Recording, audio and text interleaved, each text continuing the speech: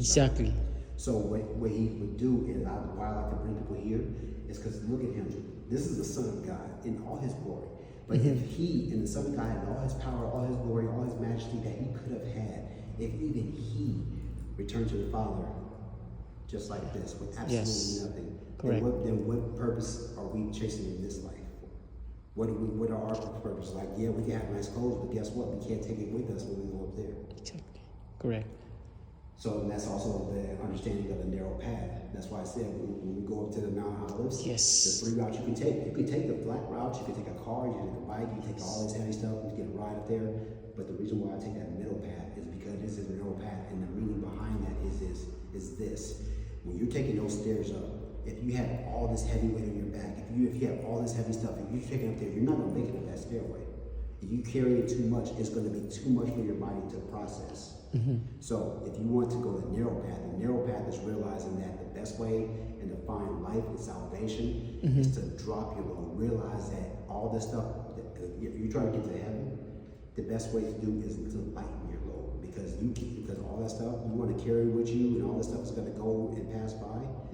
It's not going to go with you. So be content with building up treasures and what's good in here, and not about anything that's fashionable. I might have a couple things. You got a cross and everything. I have some decent clothes, but guess what? I know when my time comes, I'm gonna go up there just like this, and everything I have right now is just passing by. Yes. So if you look at it, and that's the reason why I like to come here, because you see all these images of him on a cross, everything's nice and clean and stylized, but you don't get to see this. You don't see these.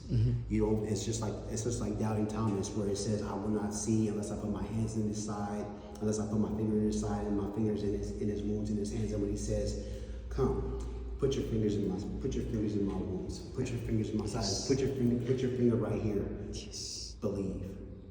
And that's why I tell people right here, look how he went. And I tell them, put your fingers right here, put your fingers right here. And this is what we need to realize, because this is how he went.